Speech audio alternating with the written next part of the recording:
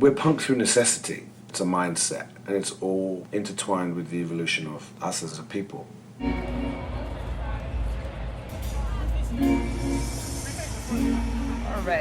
All right, well, here we are at AFROPUNK. You're listening to AFROPUNK Solution Sessions, where we have the conversations that matter to us, conversations that lead to solutions. I'm Bridget Todd. And I'm Yves Jeffcoat.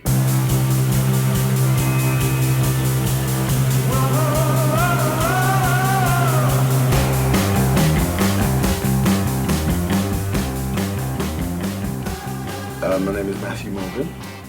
Father, son, friend. So, as you are probably able to tell by the name of this show, this is a podcast about solutions. In our daily lives and throughout history, Black people have faced so many critical issues. Those issues have cost us our happiness, our livelihood, our lives. But we, the powerful, resilient, creative people we are, have found paths through, above, and beyond the BS. Matthew Morgan, co-creator of AFROPUNK, says Black folks are punk by necessity. It's not something we manufacture or force. It's a solution we've turned to for centuries to look out for ourselves and each other. Taking a documentary film and turning it into parking lot punk band shows, and then some 15 years later, a global media company, is a great example of how we evolve. AFROPUNK has an origin story that's rooted in not just finding, but being a solution via Black folks' inherently punk ethos. On this episode, we're going to go back to the beginning of AFROPUNK to show you what we mean.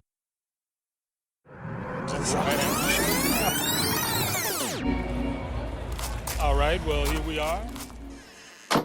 I was in fashion. That's how I got into the music industry. But there was an all-black band in London, which was quite rare at the time.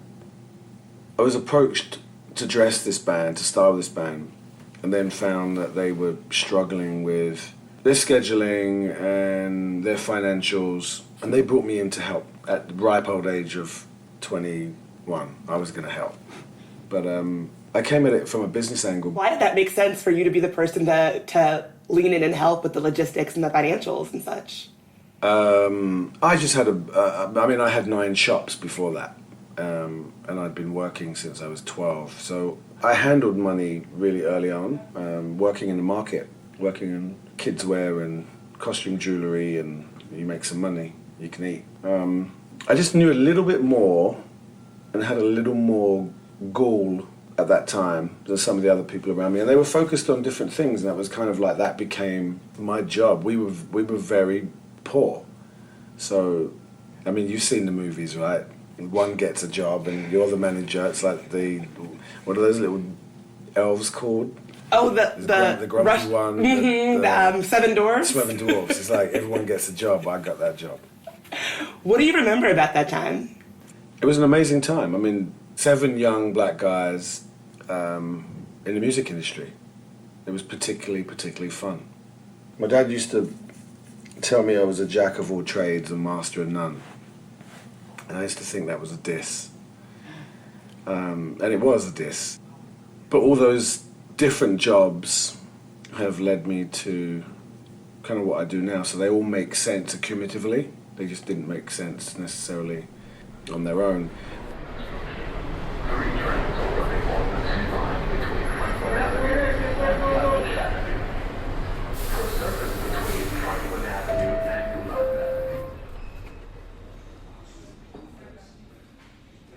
My name is Jocelyn Cooper, and I am the president and co-CEO of AFROPUNK. This sounds cliche. Before I found AFROPUNK, I always sort of felt like I was some sort of alien. Like I never felt like I quite fit in anywhere. And not in the dopey way of, like, oh, I'm a nerd. Oh, like, not like that, but right. in a really deep inside way. Like I just did not feel like I knew where my people were, my tribe was. For me, it was the same thing. When I grew up, I felt like my blackness was not validated in a way. I really didn't see myself. I didn't see my taste reflected in culture. I liked all kinds of culture. I loved all kinds of music. I loved to go to Broadway plays. I watched the news when I was little. I loved to cook. You know, I liked all of these sort of eclectic, interesting things. But I didn't see myself out there. AFROPUNK was the first time that I ever truly felt seen and affirmed and like not alone. You know, I grew up in such a small town, and the feeling that I think about when I think about growing up was like loneliness and feeling alone. And AFROPUNK was the first time that I truly, deep down inside, like did not feel alone. So what you give to people is like a real thing. Like what you're building for people is a real, I almost would say life or death thing. Like it's urgent. It's urgent that young Black folks who are already facing so much know that they are not alone. That's like mission critical work. So it's not just concerts, not just parties, although it is. It's fun, it's turning up, but it's like mission critical work, I believe. You know, I think when I was first starting to talk to Matthew about the idea that I could be a part of something that would help other people feel comfortable in a space, but there was something that was changing, and I really wanted to be a part of that. I came into AFROPUNK and started working with Matthew around 2008. I just sort of met him, we hit it off, and he needed help finding sponsors and partners, and really had started thinking about AFROPUNK as a business and AFROPUNK as a vehicle and a media company to serve the community. My background working with big artists and at a record company and in music publishing, I think really complemented what the vision was for AFROPUNK, but also my connections helped to elevate what initially was something very, very niche. There were so many bands and people playing instruments, and this was at a time where hip-hop reigned supreme, and, you know, it was about people that were just making beats and not people that were playing instruments. Where did all of these bands come from? And he's like, these are a lot of middle-class kids who, you know, have garages and who have bands and can get into a car and travel around their state and build an audience. And it was just something that was really on the fringe. And he told me he had 350 bands that were on the AFROPUNK platform, and I couldn't believe it because I was an A&R person and a music publisher, and you know, my job was to find bands, and I didn't know about these kids. It was all underground. It was all so new at the time. And I remember going and having a conversation with L.A. Reid, who I was working with at the time, and saying, did you know that there are 350 Black bands out there in America? And he was shocked. We were both like, what is this thing?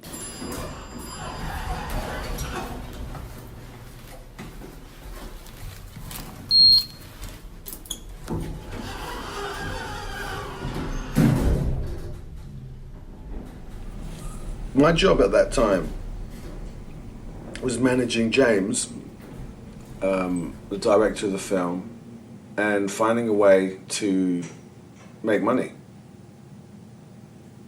to sustain. He was an artist, filmmaker, and I was the manager. And the manager's function is to figure out how you make money for an artist. That's your job.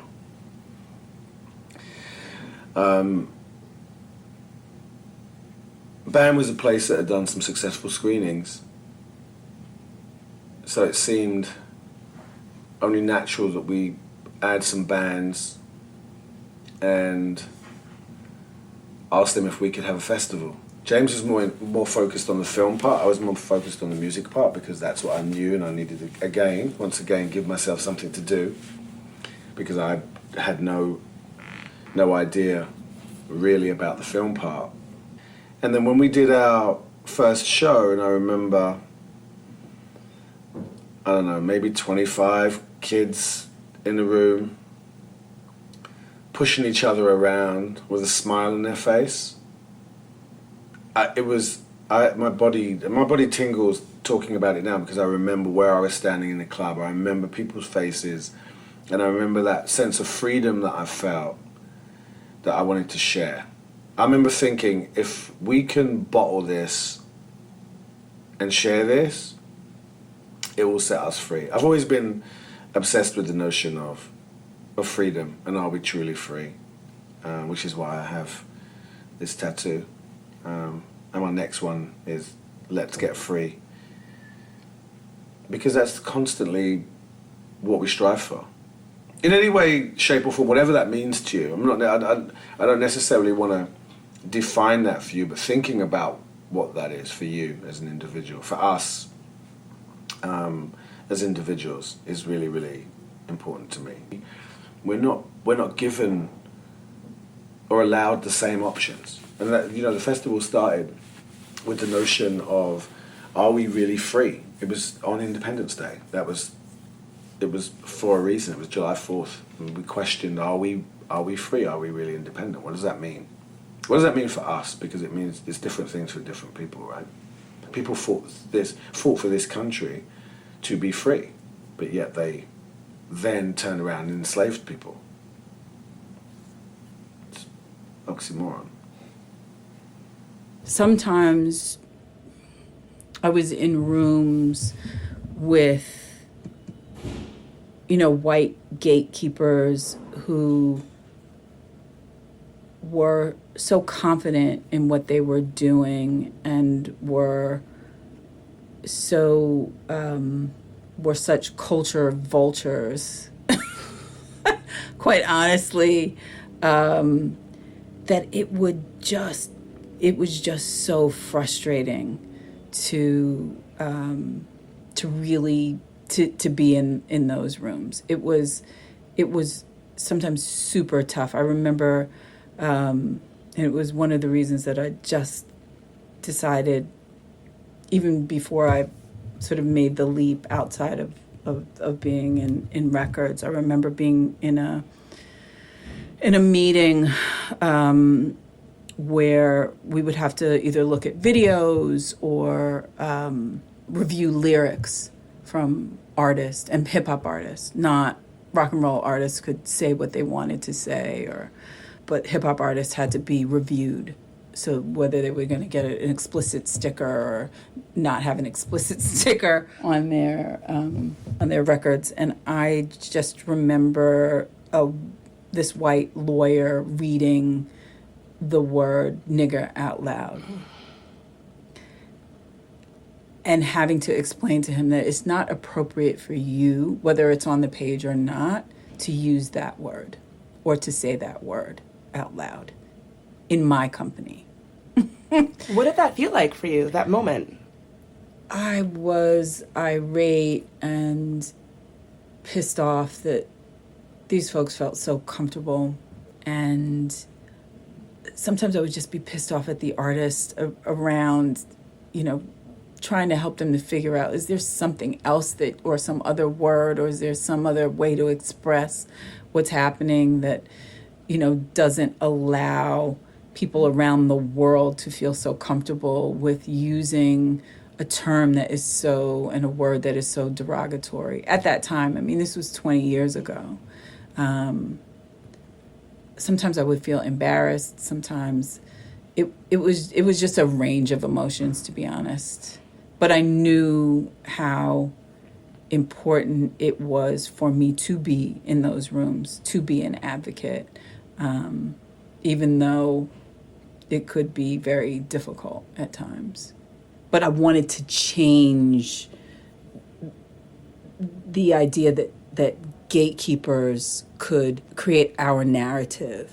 So if you're able to help young people to find a platform that they can be engaged in, where they can be active and politically active, and then you're able to marry that with culture, then you have something that is super powerful that really pushes us forward globally.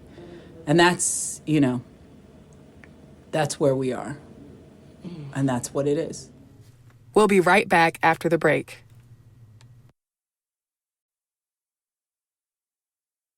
But I'm also very interested in the ways that you're building a community of folks of color who, you know, might not have the chance to work in music or entertainment in these ways that you've talked about, right? Like, when you do business with a black musician's people, their manager, that manager's oftentimes white and oftentimes might have fucked up attitudes about black people. And so if you build a space where they have to deal with people that look like us, you know, they can't just say, we're not dealing with them.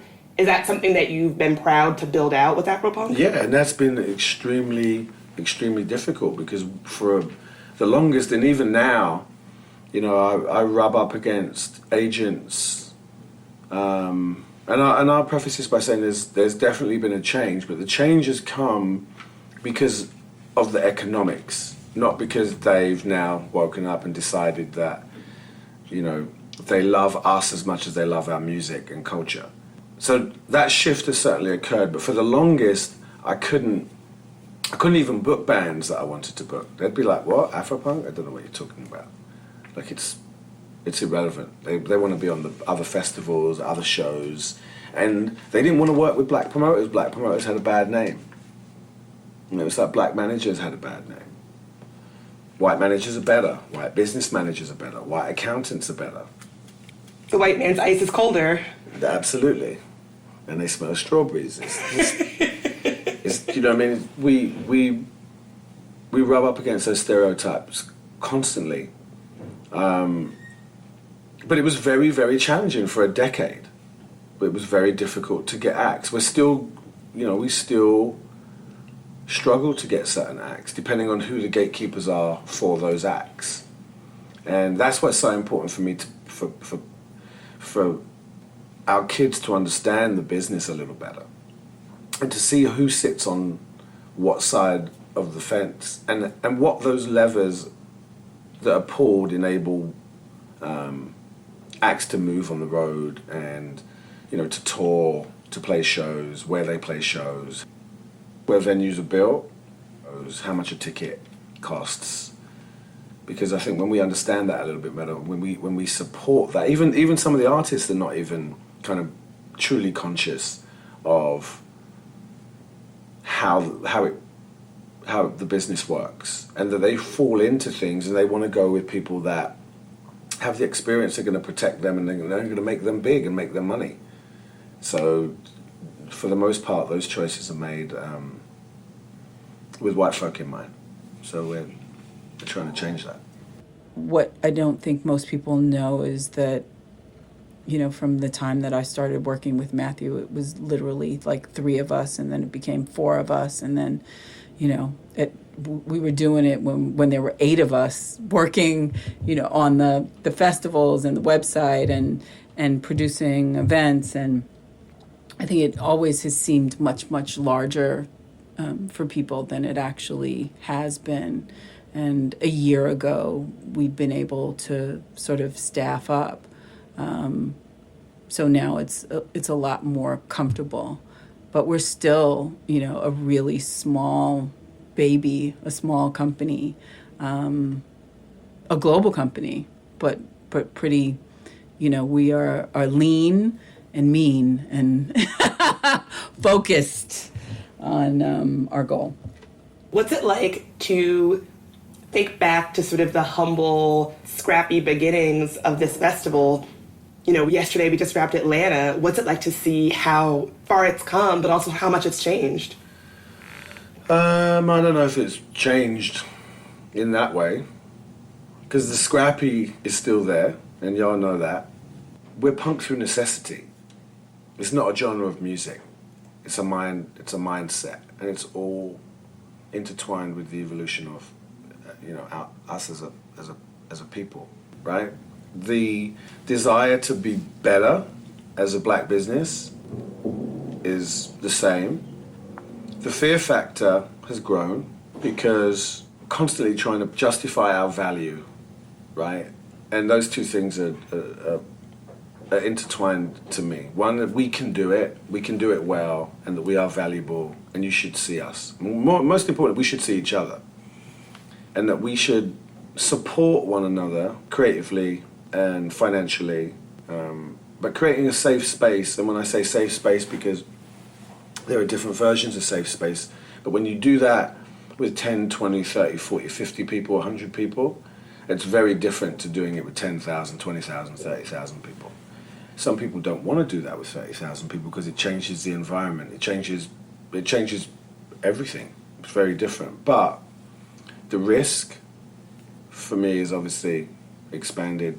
The possibility of things happening, and I always feel like if something happens to us that's derogatory, we don't get a second chance in that way. So it's very, very, it's great, obviously, and people have an incredible time, but I'm happy when they leave and that everybody's safe.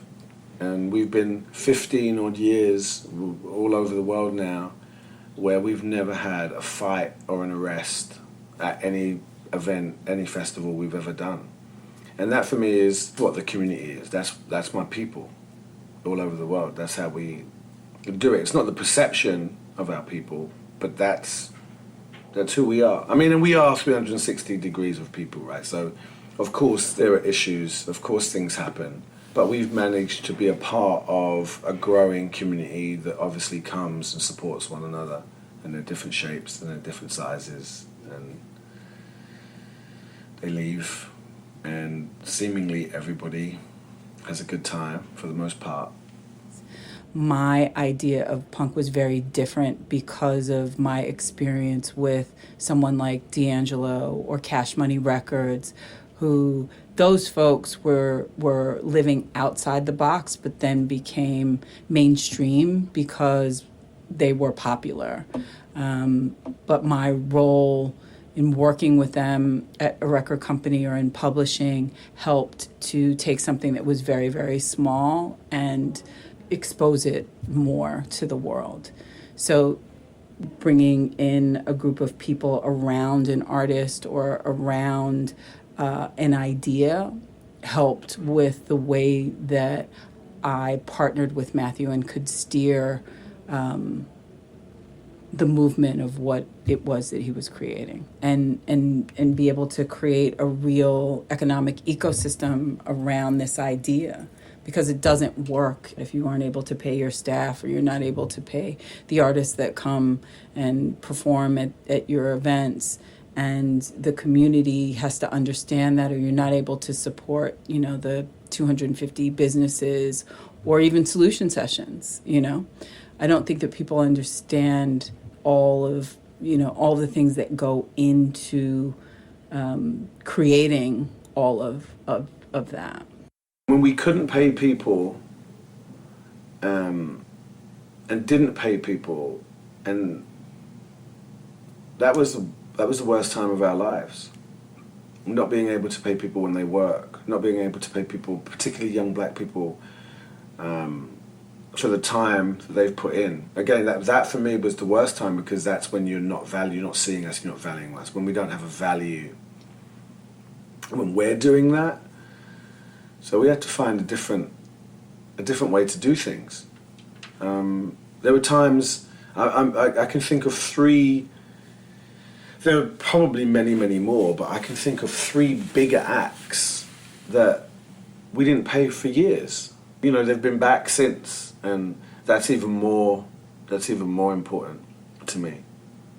Because they didn't say, it's another black promoter, they're not going to pay us again, or they value what we're trying to do. They value the audience, most importantly. I mean, these are big acts. These are big acts. What does that feel like? That feeling of this big person came and performed, and we just don't have the cash. Well, we didn't set out to have it. It was in that way. It was. You sell tickets, you sell drinks, so we amassed 50% of the money or whatever it was at the time. It was just the balance, and we weren't able to pay the balance. Why do you think they stuck with you and had your back? I think they know how difficult it is. I think they could have sued. They could have never returned. I think what they saw was some people trying to do something different, make a change. And I think they saw themselves in the audience. So they supported and they held on and they got paid.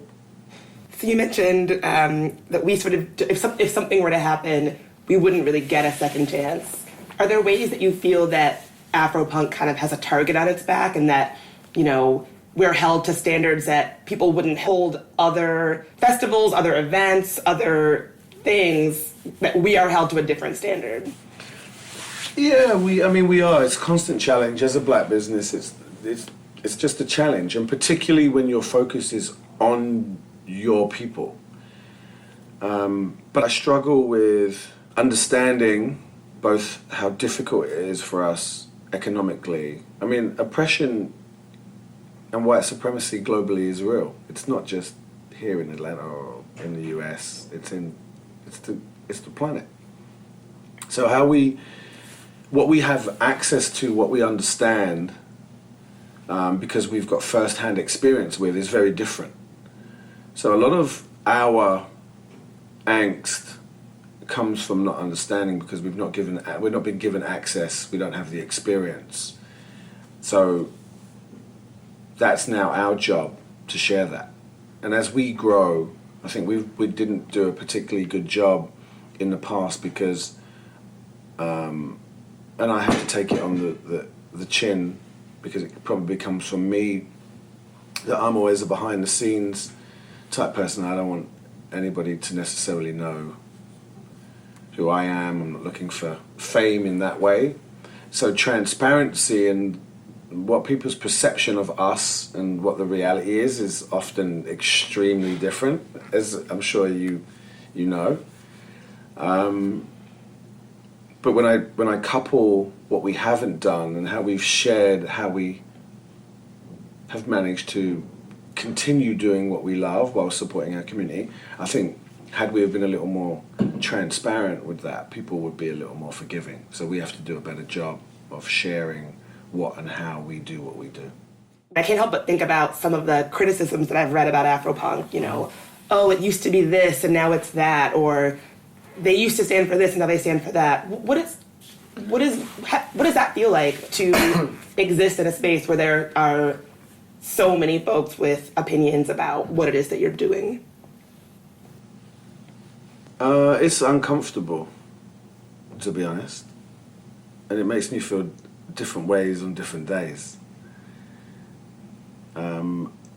Most of the time, it's really, even the negative is positive, because it shows you that people care and they're projecting. They don't know. They don't necessarily have a connection, so they make things up. And again, I blame ourselves, because we haven't been particularly good at putting our own narrative out there, right? Opening up the door. When we were sitting around, not so long ago, we were sitting around our kitchen table and we worked from home. People thought we were in a big building somewhere with 1,000 people working for us, and there was like maybe 3 full-time employees. Maybe. So cumulatively there may have been 5 of us, and then we moved to our first small office, and maybe there were 6 people there or 7 people there.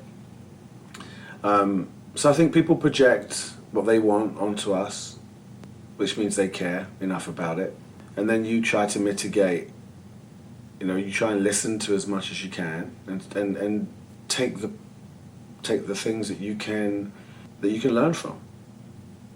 As someone who comes from a journalism sort of background, something that I've always really loved about Afropunk, but I think people don't realize, is that we are one of the few Black-owned media outlets, right? Yep. So people know the festival, they may not know that we have a podcast, a video, an internal video production house, an editorial house. Like, we are Black-owned global media that has found a way to sustain itself. So it's not going to be, if you do this, for instance, if you work for a larger white media outlet, oftentimes they'll be like, oh, we'll do a Black vertical, sounds good. Yeah. But if that vertical doesn't get clicks or doesn't generate revenue, it's gone. It's gone. And there's like, oh, we did it, we tried it, didn't work. Yeah. And we don't really get the chance to try things and fail, or try special projects, or lovingly build something out. And I really can't think of many other outlets that are global and Black owned. Well, we know we don't have a 21st century Black media company, global companies. That's really, really, really important. We need to be able to tell our own stories and be in charge from a media perspective, because media controls the perception and we need a counter narrative. We're hearing stories in Brazil or on the continent and learning about people in our history that are directly related to us. Those are things that we want to be able to share because we know they impact us as individuals and how they impact other individuals. So what we're learning, what takes a little longer for us is because our desire is for us to work and train our people to be at AFROPUNK. It takes longer because you're training kids that don't have experience, and we're figuring out and we're fucking it up and trying to repair it as we go along. But there's no blueprint for what we're doing. And when you couple that with kids that don't have a formal education, like myself, I put my hand up first. You know, I don't know what it means to work or to manage or to lead 55 people in 6 cities in 5 countries. I mean, you're doing it. Doing it and failing because we fail and we try to fix it and we fail again and we'll continue to fail as we grow. But we're fortunate enough to be able to do that though. Most of us don't get the opportunity to fail and come back. And we've been able to do that. We were able to do that for the longest time. One, for the 10 years that we weren't selling tickets and people were like, oh, the festival was free. And I remind them that it was never free. It was just, we didn't pass on the cost, right? And that cost, we burdened that cost for a decade to a point where we couldn't do that anymore. But we were very fortunate to be able to do that. That's interesting. I feel like that's a tension that still exists within AFROPUNK, the tension between wanting to do good and make a difference and things that make economic sense. As a Black business, it's culture is our business. We just haven't been able to commodify it. Others have commodified it for us. So I think it's important that we, with the focus on economic empowerment, that we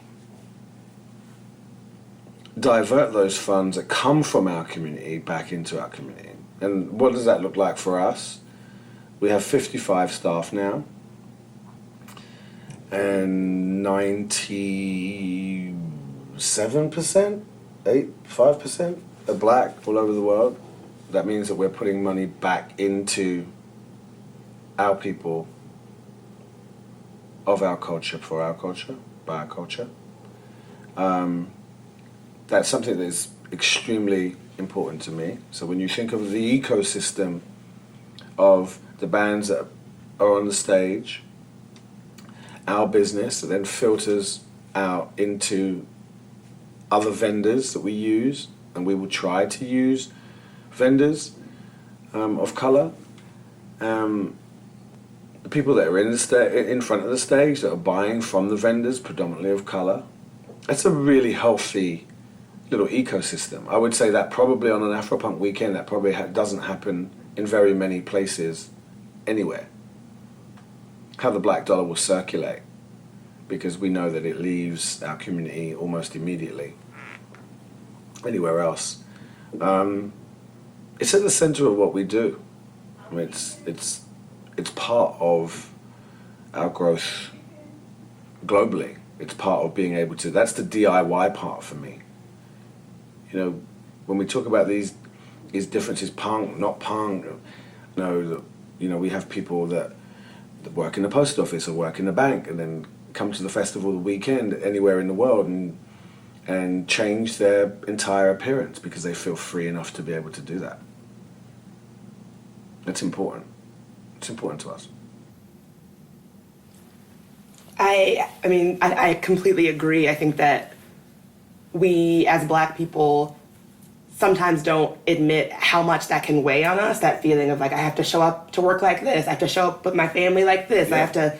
And that has real physical consequences, I believe. And then when you see people who are freed from that, even for a weekend, even for a night, even for one party, I think it's a powerful space that we don't have that many of them. Yeah.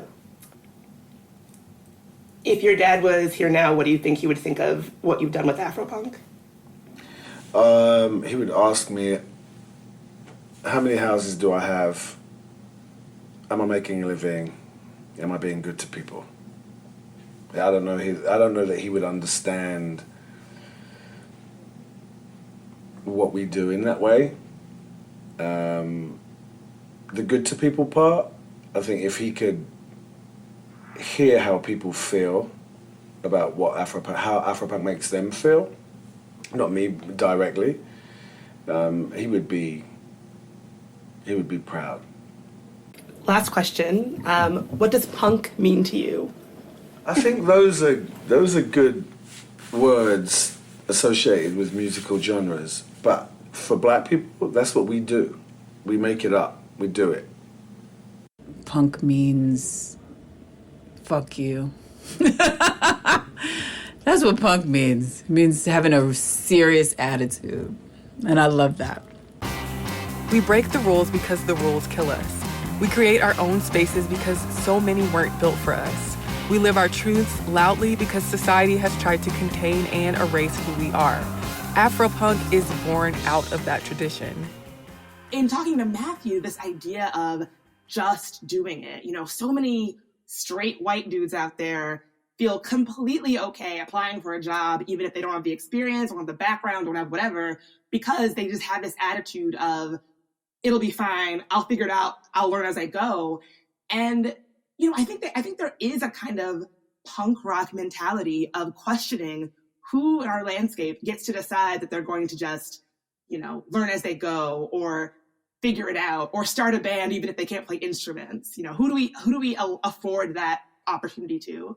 And my mom certainly took it. I think I get a lot of my attitude toward things from her of just starting projects and seeing how it goes, or, and certainly talking to Matthew Morgan, that idea of Black folks making a way where there is no way and figuring it out, that is our legacy, that's in our blood. And, I think that really, it is punk rock. I mean, Black folks invented punk rock, that's us. Yeah, I think the whole idea of being able to express your individuality, no holds barred, no self-judgment, no limitation to like what you're able to do with your expression. I felt a lot of that in the way that I dressed when I was growing up, and that's something that I think about when I think about punk. So let me get out my solutions handbook. Okay, so what's the solution, Bridget? Always tap into your punk nature and remember that we make room even when it seems like there isn't any for us. Okay, and what else? Create platforms that enable forward movement. Got it. Anything else? Well, always act on ideas that you really believe will make a change, even when the goal seems really big. All right, noted. Anything else? I guess form a band even when you don't know how to play instruments. I mean, if it works, it works. So I'm here for it. This season on the AfroPunk Solution Sessions podcast. Our culture is really what's dominant. We're the hope of the world. We're the beauty of the world, especially in America. When you find yourself occupying spaces that were not built for you, just being you is the radical act. I think it made me feel a little free and rowdy and special. If you are too scared, say that and move out the way. And leave us, the folks who are prepared to sacrifice alone. The only reason we're in this moment is because a whole bunch of motherfuckers died. It is our duty to fight for freedom! AfroPunk Solution Sessions is presented by AfroPunk. Your hosts, writers, and producers are Bridget Todd and Yves Jeffcoat. Executive producers are Jocelyn Cooper and Quan Latif Hill. Chelsea Stratton is associate producer. Audio engineering and sound design by Audio Mystics. Many, many thanks to our content team leads, Emil Wilbekin and Steven Silos. The Underside of Power is performed by Algiers. Subscribe and download new episodes every Wednesday wherever you get your podcasts. Connect with us on Facebook, Twitter, and Instagram at AfroPunk. Punk for me means anti. It means if you tell me go right, I go left. It means whatever box you choose to put me in, I say fuck that. I live out loud in Technicolor, and you'll never be able to place me where you think I belong.